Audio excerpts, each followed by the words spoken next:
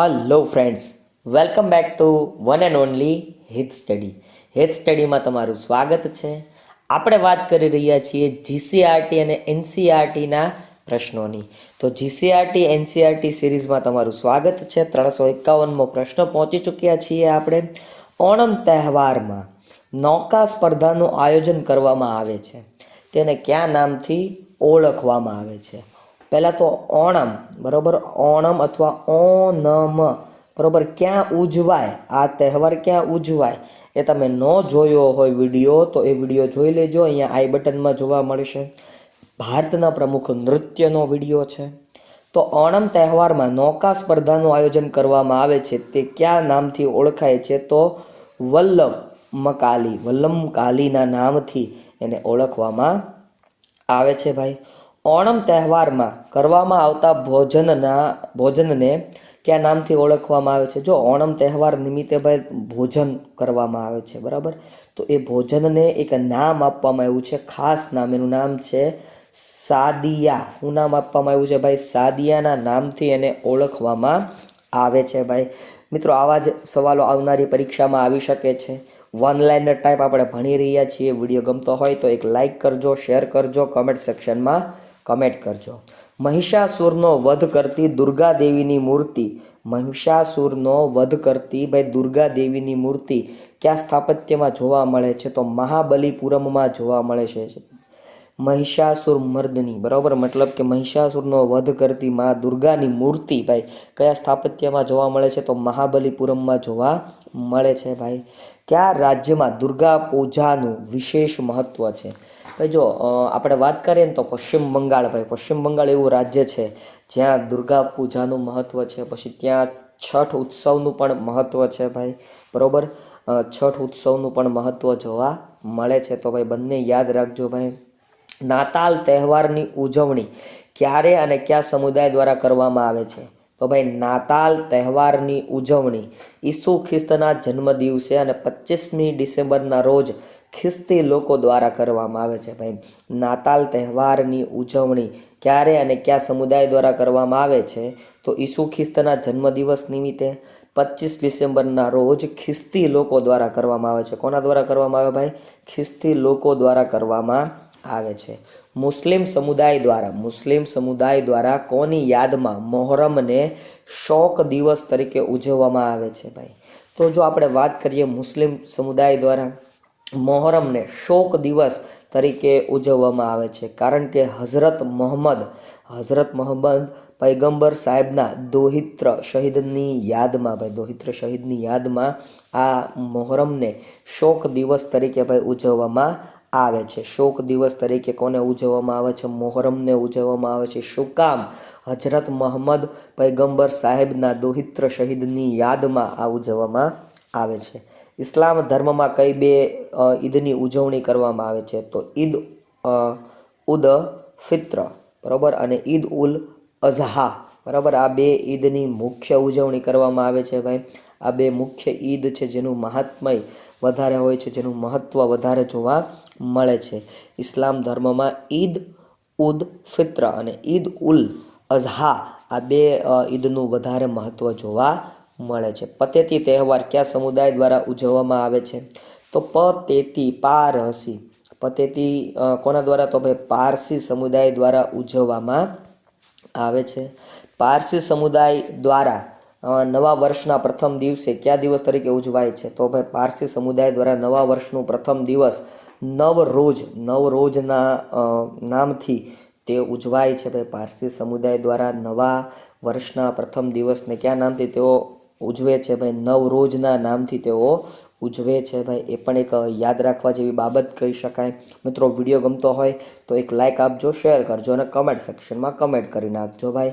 સિંધી સમુદાયની થોડી વાત કરવી છે ભાઈ. સિંધી સમુદાયના નવા વર્ષને કયા દિવસ તરીકે ઉજવવામાં આવે છે? તો ચેતી ચાંદ, બરાબર, ચેતી ચાંદના તહેવાર તરીકે લોકો ઉજવે છે ભાઈ. સિંધી સમુદાયના નવા વર્ષના દિવસને કયા દિવસ તરીકે ઉજવે છે? તો ચેતી ચાંદના દિવસ તરીકે ભાઈ. ચેટી ચાંદના દિવસ તરીકે તેઓ લોકો ઉજવતા હોય છે. શક્તિની આરાધનાનો નવરાત્રિ ઉત્સવ કયા રાજ્યનો મુખ્ય તહેવાર છે? તો ભાઈ અહીંયા આપણે ગુજરાતી છીએ તો ગુજરાતીનો એ મુખ્ય તહેવાર છે. જગન્નાથ રથયાત્રાનો પ્રારંભ કઈ વિધિ કરવામાં આવે છે? તો પહિંદ વિધિ. ભાઈ આ પહિંદ વિધિ કોને કહેવાય સમજી લઈએ. પહિંદ વિધિ આવી જ છે તો સમજી લઈએ. ભાઈ જે રાજ્યના મુખ્યમંત્રી હોય એમના દ્વારા ભગવાન જગન્નાથનો જે માર્ગ હોય, રસ્તો હોય, એ સોનાના સાવરણાથી વાળવામાં આવે એને પહિંદ વિધિ કહેવાય ભાઈ. બરોબર. તો આ પહિંદ વિધિ દ્વારા પહિંદ વિધિ દ્વારા જગન્નાથની રથયાત્રાનો શું કરાવવામાં આવે છે ભાઈ? પ્રારંભ કરવામાં આવે છે. ગુજરાતમાં રથયાત્રાનો પ્રારંભ કરવાનો શ્રેય કોના ફાળે જાય છે? તો સંત શ્રી નૃસિંહદાસજીના ફાળે ભાઈ ગુજરાતમાં શું શરૂ કરાવવાનો? રથયાત્રાનો પ્રારંભ કરાવવાનો શ્રેય એમના ફાળે જાય છે. સંત શ્રી નૃસિંહદાસજીના ફાળે આ શ્રેય જાય છે. તરણેતરનો મેળો ક્યાં યોજાય છે? તો ગુજરાતના સુરેન્દ્રનગર જિલ્લામાં તરણેતરનો મેળો યોજાય છે. ગુજરાતના સુરેન્દ્રનગર જિલ્લામાં આ તરણેતરનો મેળો યોજાય છે ભાઈ. તરણેતરના મેળે રણઝણિયું રે જણિયું વાગે એ આ તરણેતરનો મેળો છે વાલા મિત્રો. તો એ પણ એક યાદ રાખજો ભાઈ. આગળ વધીએ. ભવનાથનો મેળો કયા સ્થળે ઉજવાય છે, ભરાય છે? તો ભવનાથનો મેળો જુનાગઢ ખાતે ઉજવાય છે અથવા ભરાય છે ભાઈ. ભવનાથ ખાતે. બરોબર. ભવનાથની તળેટીમાં ભવનાથનો મેળો ભરાય છે ભાઈ. સ્વાભાવિક છે તમને આવડે આવા સવાલો. મિત્રો આવા ને આવા વિડીયો જોવા માટે એકવાર આ હેલ્થ સ્ટડી યુટ્યુબ ચેનલને સબસ્ક્રાઈબ કરી દો, જેથી કરીને નવા અપડેટ તમને તાત્કાલિક મળી જ જાય ભાઈ. ગોળ ગધેડાનો મેળો ક્યાં ભરાય છે ભાઈ? ગોળ ગધેડાનો મેળો બરોબર ગરબાડા તાલુકો છે, દાહોદ જિલ્લો છે ભાઈ. ગરબાડા તાલુકાના દાહોદ જિલ્લામાં, મતલબ કે દાહોદ જિલ્લાના ગરબાડા તાલુકામાં ગોળ ગધેડાનો મેળો ભરાય છે ભાઈ. ગોળ ગધેડાનો મેળો ક્યાં ભાઈ? ગરબાડા દાહોદ ખાતે. ચિત્ર વિચિત્રનો મેળો ક્યાં યોજાય છે? ચિત્ર વિચિત્રનો મેળો ભાઈ ગુણભાખરી ખાતે, સાબરકાંઠા જિલ્લામાં ભરાય છે. ગુણભાખરી ખાતે. ચિત્રવીર્ય અને વિચિત્રવીર્ય આ બંને ભાઈઓની ટૂંકમાં જે રોગ હતો એ રોગને દૂર કરવા માટે તેઓ આવ્યા હતા ત્યાં, અને એ રોગ એમનો દૂર થયો એટલે ગુણભાખરી ખાતે ભાઈ ચિત્ર વિચિત્રનો મેળો ભરાય છે સાબરકાંઠા જિલ્લામાં. મીરા દાતારનો મેળો ઉનાવા મહેસાણા માં ક્યારે યોજાય છે? તો ચૈત્ર માસમાં યોજાય છે. ચૈત્ર મહિનામાં આ મેળો ભરાય છે. કયા મહિનામાં? ચૈત્ર મહિનામાં. કૃષ્ણ અને રૂકમણીના વિવાહને દર્શાવતો મેળો ક્યાં ભરાય છે? તો ભાઈ કૃષ્ણ અને રૂકમણીના વિવાહ થયા એનું તાદ્રશ્ય ઊભું કરે એવો મેળો એટલે માધવપુરનો મેળો. માધવપુર બીચ ખાતે માધવપુરનો મેળો ભરાય છે. અને ક્યાં ભરાય છે? તો પોરબંદરમાં આ મેળો ભરાય છે. ક્યાં ભરાય છે ભાઈ? પોરબંદરમાં આ માધવપુરનો મેળો ભરાય છે. પલ્લીનો મેળો ભાઈ પલ્લી માતાની પલ્લી નીકળે છે રૂપાલ ખાતે ગાંધીનગર. પલ્લીનો મેળો ભરાય છે અને જેના ઉપર શુદ્ધ ઘી ચડાવવામાં આવે છે ભાઈ. પલ્લીનો મેળો ક્યાં ભરાય? રૂપાલ ગાંધીનગર ખાતે. તમિલનાડુનો તાંજોર જિલ્લો કઈ નૃત્ય શૈલીનું ઉદ્ભવ સ્થાન ગણાય છે? તો ભરતનાટ્યમ. તમિલનાડુનો તાંજોર જિલ્લો એટલે ભરતનાટ્યમ નો નૃત્ય શૈલી, ભરતનાટ્યમ નૃત્ય શૈલીનું તેઓ શું છે ભાઈ? ઉદ્ગમ સ્થાન ગણાય છે ભાઈ. કુચીપુડી નૃત્ય. કુચીપુડી નૃત્યનો પ્રકાર કયા પ્રદેશ સાથે સંકળાયેલો છે? તો કુચીપુડી આંધ્રપ્રદેશ. કુચીપુડી નૃત્ય ક્યાં આવે ભાઈ? એપી એટલે કે આંધ્રપ્રદેશમાં કુચીપુડી નૃત્ય આવે. કથકલી નૃત્ય. કથકલી નૃત્ય ક્યાં આવે? કેરળમાં આવે. ક્યાં આવે ભાઈ? કથકલી નૃત્ય કેરળમાં આવે. યાદ રાખજો ભાઈ. કથકલી નૃત્ય ક્યાં? તો કેરળમાં. બરાબર. કથકલી નૃત્ય કેરળમાં. કથક કયા રાજ્યનો લોકપ્રિય નૃત્ય પ્રકાર છે? તો ઉત્તર પ્રદેશ આવશે ભાઈ. કથક કયા રાજ્યનો લોકપ્રિય નૃત્ય પ્રકાર છે? તો કયો આવશે? ઉત્તર પ્રદેશ આવશે ભાઈ. કથક નૃત્યનો વિકાસ કોના જીવન પ્રસંગો ઉપર આધારિત છે? તો શ્રી કૃષ્ણ ઉપર આધારિત છે. જો આ પ્રશ્ન વારંવાર પૂછાય એટલે એકવાર ફટાફટ. તમિલનાડુનો તાંજોર જિલ્લો એટલે ભરતનાટ્યમ. તમિલનાડુનો તાંજોર જિલ્લો એટલે ભરતનાટ્યમ. કુચીપુડી એટલે આંધ્રપ્રદેશ. કુચીપુડી એટલે ભાઈ આંધ્રપ્રદેશ. કથકલી કથકલી એટલે કેરળ, કથકલી એટલે ભાઈ કેરળ. કથક કે કથક નૃત્ય કે કથક નૃત્ય ભાઈ કથક, તો કથક નૃત્ય એટલે ભાઈ ઉત્તર પ્રદેશ યુપી. અને કથક નૃત્યનો વિકાસ કોના જીવન પ્રસંગો ઉપર આધારિત વધારે જોવા મળે છે? તો શ્રી કૃષ્ણ સાચો જવાબ આવે. ભગવાન શ્રી કૃષ્ણના જે પ્રસંગો છે, જીવન પ્રસંગો, એના ઉપર આધારિત જો કોઈ નૃત્ય હોય તો એ કથક નૃત્ય છે ભાઈ. એ પણ એક યાદ રાખજો. વિડીયો ગમે તો લાઈક, શેર અને કમેન્ટ સેક્શનમાં કમેન્ટ કરવાનું ન ભૂલાય ભાઈ. Hello friends, welcome back to one and only હિત સ્ટડી. હિત સ્ટડીમાં તમારા બધાનું સ્વાગત છે. તો આજનો આપણો વિડીયો શરૂ કરતાં પહેલાં કહી દઉં કે આની પહેલાંના તમે વિડીયોઝને ન જોયા હોય તો એને અવશ્યથી જોઈ લેજો. ઉપર આઈ બટનમાં જોવા મળશે, નીચે ડિસ્ક્રિપ્શનમાં પણ એની લિંક તમને અવેલેબલ જોવા મળશે. વાત કરીએ આપણે 376માં પ્રશ્નથી. જટાયુ વધ છે, રામ રાવણનું યુદ્ધ છે, નળ દમયંતી વગેરેની કથા વસ્તુ ઉપર આધારિત કોઈ નૃત્ય શૈલી હોય તો એ કઈ નૃત્ય શૈલી છે? તો ભાઈ જો કેટલી વસ્તુઓનો એમાં સમાવેશ થઈ ગયો છે ભાઈ. જટાયુ વધ, રામ રાવણનું યુદ્ધ, નળ દમયંતી વગેરે કથા વસ્તુ ઉપર આધારિત કોઈ નૃત્ય શૈલી હોય તો એ કથકલી નૃત્ય શૈલી છે. કઈ નૃત્ય શૈલી ભાઈ? કથકલી. નાટ્યશાસ્ત્રની રચના કોણે કરી હતી? તો ભાઈ નાટ્યશાસ્ત્ર પુસ્તક છે ભાઈ, નાટ્યશાસ્ત્ર, બરોબર. નાટ્યશાસ્ત્ર આ પુસ્તકની રચના ભરત મુનિએ કરી હતી. કોણે કરી હતી ભાઈ? ભરત મુનિ દ્વારા ભાઈ આ નાટ્યશાસ્ત્રની ભાઈ રચના કરવામાં આવેલી છે. કુચીપુડી નૃત્યના સ્થાપક કોણ છે ભાઈ? કુચીપુડી નૃત્યના સ્થાપક કોણ છે? તો વૈષ્ણવ કવિ સિદ્ધેન્દ્ર યોગી. વૈષ્ણવ કવિ સિદ્ધેન્દ્ર યોગી એ કુચીપુડી નૃત્યના શું છે ભાઈ? સ્થાપક છે ભાઈ. કુચીપુડી નૃત્યના સ્થાપક કોણ છે? તો વૈષ્ણવ કવિ સિદ્ધેન્દ્ર યોગી એ કુચીપુડી નૃત્ય સાથે સંકળાયેલા છે, એના સ્થાપક છે એવું માનવામાં આવે છે ભાઈ. કુચીપુડી નૃત્ય બીજા કયા નામથી ઓળખાય છે? તો કુચીપુડી નૃત્ય યક્ષજ્ઞાન, બરોબર, યક્ષગાન, બરોબર. કુચીપુડી નૃત્યનું બીજું નામ શું રાખેલ છે ભાઈ અહીંયા? તો જો કુચીપુડી યક્ષગાન, યક્ષગાન આવું એનું એક બીજું અહીંયા નામ રાખેલું છે ભાઈ. એ પણ એક યાદ રાખજો ભાઈ. કુચીપુડી નૃત્ય બીજા કયા નામથી ઓળખાય છે? તો યક્ષગાનના નામથી તે ઓળખાય છે. કુચીપુડી નૃત્ય ભારતના કયા રાજ્ય સાથે સંકળાયેલું છે? તો ભાઈ આ જે કુચીપુડી નૃત્ય છે એ આંધ્રપ્રદેશ સાથે સંકળાયેલ છે ભાઈ. ક્યાં સંકળાયેલ છે ભાઈ? આંધ્રપ્રદેશ સાથે સંકળાયેલ છે.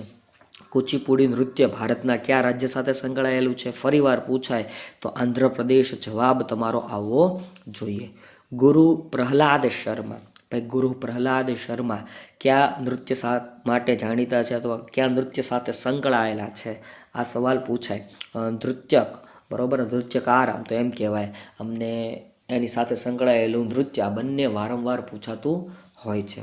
તો ગુરુ પ્રહલાદ શર્મા કયા નૃત્ય માટે જાણીતા છે? તો કુચીપુડી નૃત્ય માટે ગુરુ પ્રહલાદ શર્મા જાણીતા છે. ભરતનાટ્યમ નૃત્ય શૈલીના ઉદ્ભવ સાથે કયો પ્રદેશ સંકળાયેલો છે? તો તમિલનાડુનો તાંજોર જિલ્લો. કયો જિલ્લો ભાઈ? તમિલનાડુનો તાંજોર જિલ્લો એ ભરતનાટ્યમ નૃત્ય શૈલીના ઉદ્ભવ સાથે સંકળાયેલો છે, જોડાયેલો છે ભાઈ. ભરતનાટ્યમ નૃત્ય શૈલીના ઉદ્ભવ સાથે કયો પ્રદેશ સંકળાયેલો છે? તો તમિલનાડુનો તાંજોર જિલ્લો એ સંકળાયેલો છે. કેરળના કવિ વલ્લવ થોળ, કેરળના એક કવિનું નામ યાદ રાખજો ભાઈ. કેરળના એક મહાન કવિ થઈ ગયા જે વલ્લવ થોળ કવિ તરીકે જાણીતા હતા. એ નૃત્ય કળા સાથે સંકળાયેલા છે. અને કઈ નૃત્ય કલા? તો કથકલી નૃત્ય કલા સાથે સંકળાયેલા છે. કઈ નૃત્ય કલા ભાઈ? કથકલી નૃત્ય સાથે આ કવિ વલ્લવ થોળ નૃત્ય સાથે સંકળાયેલા હોય તો કયું નૃત્ય કે ભાઈ? કથકલી નૃત્ય સાથે તેઓ સંકળાયેલા એક મહાન કવિ છે ભાઈ. ઓડિસી નૃત્ય કયા રાજ્યનું છે? નામ ઉપરથી ખબર પડે. ઓડિસી નૃત્ય તો ક્યાંનું હોય ભાઈ? એ ઓડિસી નૃત્ય ઓડિશાનું હોય ભાઈ. ક્યાંનું હોય? ઓડિશાનું હોય. મણિપુર નૃત્યમાં ઘેરદાર લીલા રંગના ચણિયાને કયા નામે ઓળખવામાં આવે છે? તો ભાઈ મણિપુર નૃત્યમાં, મણિપુર જેનું જે નૃત્ય છે ભાઈ, બરાબર, એનો ઘેરદાર લીલા ચણિયાની વાત છે. તો એ લીલા ચણિયાને કુમીન આવું કહેવાય. શું કહેવાય ભાઈ? કુમીનના નામથી એને ઓળખવામાં આવે છે. મણિપુર નૃત્યમાં ઘેરદાર લીલા રંગના ચણિયાને કયા નામથી ઓળખવામાં આવે ભાઈ? કુમીનના નામથી ઓળખવામાં આવે છે. કુમીનના નામથી એને ઓળખવામાં આવે છે. ગુજરાતની ઝવેરી બહેનો કઈ નૃત્ય કલા સાથે સંકળાયેલી છે? તો ગુજરાતની જે ઝવેરી બહેનો છે એ કઈ નૃત્ય કલા સાથે સંકળાયેલ છે ભાઈ? તો મણિપુરી નૃત્ય કલા સાથે સંકળાયેલ છે ભાઈ. ગુજરાતની જે ઝવેરી બહેનો છે, નૈના ઝવેરી, અંજના ઝવેરી, સંજના ઝવેરી, આ તમે નામ સાંભળ્યા હશે ને ભાઈ, બરાબર? એ કઈ નૃત્ય સાથે સંકળાયેલા સિસ્ટર્સ છે, બહેનો છે? તો એ યાદ રાખજો, મણિપુરી નૃત્ય સાથે સંકળાયેલા સિસ્ટર્સ છે, બહેનો છે. મણિપુરી નૃત્યનું ઓલું ઘેરદાર લીલા રંગનો ચણિયો ન ભૂલાય, એને શું કહેવાય ભાઈ? કુમીન કહેવાય. બિહુ, બિહુ શું છે ભાઈ? તો બિહુ નૃત્ય છે. ક્યાંનું નૃત્ય છે ભાઈ? બિહુ ક્યાંનું નૃત્ય છે? તો આસામનું નૃત્ય છે ભાઈ. ક્યાંનું છે? આસામનું અથવા તો અસમનું નૃત્ય છે. બિહુ ક્યાંનું નૃત્ય છે ભાઈ? અસમનું નૃત્ય છે અથવા તો આસામનું નૃત્ય છે. ગુજરાતમાં કયા સ્થળોએ લઘુચિત્રની હસ્તપ્રતો સચવાયેલી છે? તો ભાઈ વાત કરીએ ને તો ગુજરાતના ખંભાતના શાંતિનાથ ભંડાર અને પાટણના શ્રી હેમચંદ્રાચાર્ય જૈન જ્ઞાન ભંડાર ખાતે ભાઈ. ફરીવાર ખંભાતના શાંતિનાથ ભંડાર અને પાટણના શ્રી હેમચંદ્રાચાર્ય જૈન જ્ઞાન ભંડાર ખાતે લઘુચિત્રની હસ્તપ્રતો સચવાયેલી છે. 17મી સદી પછી હિમાચલ પ્રદેશની વાત છે ભાઈ. 17મી સદી પછીના આપણે વાત કરીએ તો હિમાચલ પ્રદેશમાં કઈ શૈલીમાં લઘુચિત્રકલાનો વિકાસ થયો, જે ભાનુદત્તના પુસ્તક રસમંજરીમાં સમાવિષ્ટ છે? અહીંયા જો 2-3 પ્રશ્નો જોવાલાયક. એક તો ભાનુદત્તનું પુસ્તક કયું છે ભાઈ? રસમંજરી. કયું છે ભાઈ? રસમંજરી પુસ્તક છે, બરાબર. એમાં સમાવિષ્ટ કયું છે ભાઈ? 200 હલી શૈલી. 200 હલી શૈલી ભાઈ. 200 હલી શૈલીમાં આ જે ચિત્રો છે, લઘુચિત્રો છે, એ દોરાયેલા છે, વિકાસ પામેલા છે. ક્યારી સદી? 17મી સદી. ક્યારની સદી ભાઈ? 17મી સદીની વાત છે. અને કયા પ્રદેશની વાત છે? હિમાચલ પ્રદેશની વાત છે. કાંગડા શૈલી, કાંગડા ગુરુકુળ પણ આવેલું છે, તમને ખ્યાલ હશે ભાઈ. કાંગડા શૈલી કઈ કલા સાથે સંકળાયેલી છે ભાઈ? કાંગડા શૈલી છે ને એ ચિત્રકલા સાથે સંકળાયેલી એક શૈલી છે ભાઈ. કાંગડા શૈલી કઈ શૈલી સાથે સંકળાયેલી છે ભાઈ? ચિત્રકલા સાથે સંકળાયેલી એક શૈલી છે.